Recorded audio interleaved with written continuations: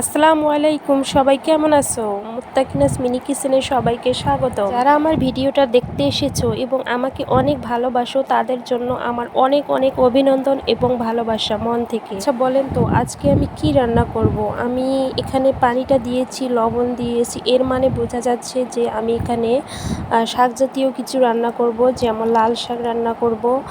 লাল শাক রান্না করার আগে যদি একটু পানি আর লবণ দিয়ে শাকটা দেই তবে খুব দ্রুত শাকটা হয়ে যায় এবং সুন্দর কালারটাও সুন্দর থাকে। এজন্য আমরা এরকম করেই শাক রান্না করি। বাসায় আমরা শাক রান্না করলে আগে লবণ আর পানি একসাথে আমরা গরম করে নেই, এরপর শাকটা ঢেলে দেই। এতে করে শাকের কালারটাও সুন্দর থাকে এবং রান্নাটাও অনেক সফট এবং মজাদার হয়। তোমরা সবাই কেমন আছো? আর আমার মিনি কিচেনটা সাজানো কেমন হয়েছে? আমার মিনি কিচেনের জন্য আমি অনেক নতুন নতুন আইটেম আরও বানিয়ে রাখছি, সেগুলো আমি রোদে শুকাতে দিছি।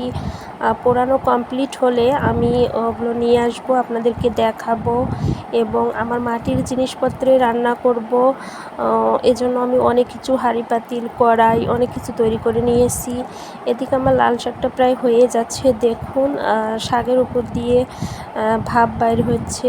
আমি মনে করছিলাম যে মিনি কিচেনে কাজ করা খুবই সহজ, কিন্তু এখন বুঝতে পারছি যে এটা কতটা কষ্টের এবং কতটা কঠিন। কারণ প্রত্যেকটা জিনিস এদিক থেকে ওদিক এলোমেলো হলেই ভিডিওটা অসুন্দর হয়ে যায়। এদিকে আমার শাকটা আমি ঢেলে নিলাম একটা ছাঁকনির মধ্যে। ঢেলে নিয়ে আমি পানিটা নিঃসড়ে নেব। নিঃসড়ে নেওয়ার পর আমি ফোড়ন টোড়ন দিয়ে শাকটা রান্না কমপ্লিট করব। প্রত্যেকটা কাজেই কষ্টের, প্রত্যেকটা কাজেই পরিশ্রমের। এখন আমি বুঝতে পারলাম যে মিনি কিচেন নিয়ে কাজ করা এটাও একটা ধৈর্যের দরকার। অনেক ধৈর্য সহকারে এই কাজটা করতে হয়, ভিডিওটা করতে হয়। এদিক ওদিক হলেই ভিডিওটা অসুন্দর হয়ে যায়। কোনো জিনিস ছড়ানো ছিটানো থাকলে ভালো দেখা যায় না। এজন্য প্রত্যেকটা জিনিস খুব শুকনোভাবে হাত দিয়ে আস্তে আস্তে করে করতে হয়। প্রত্যেকটা জিনিস এতটাই ছোট যে হাত দিয়ে সেটা নাড়ানোও যায় না, ধরা যায় না, এমন একটা অবস্থা। এদিকে আমি কড়াইটা বসিয়ে দিয়ে এখানে একটু সামান্য তেল দিলাম আর রসুন কুচি কয়েকটা দিয়ে দিলাম। আমি মরিচ কুচিও 2-1টা দিব, কারণ এতে করে শাকটা অনেক টেস্টি হবে, মজাদার হবে। কারণ এটা কিন্তু খাওয়াও যাবে, এটা ফেলে দিব না আমি, এটা খাওয়া যাবে। আমি 2টা লাল মরিচ 2টা কালো মরিচ দিয়ে দিলাম। দিয়ে এখন শাকটা আমি দিয়ে দিলাম এখানে তেলের মধ্যে, একটু নাড়বো।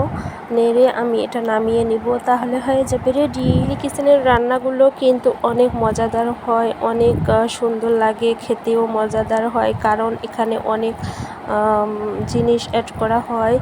আর এদিকে দেখো আমি মাটির যে কড়াইটা বানিয়েছি, আমার সার্ভিং প্লেট আমি বানাইনি, এই কড়াইটার মধ্যে আপাতত আমি দেখিয়ে দিলাম কেমন হয়েছে।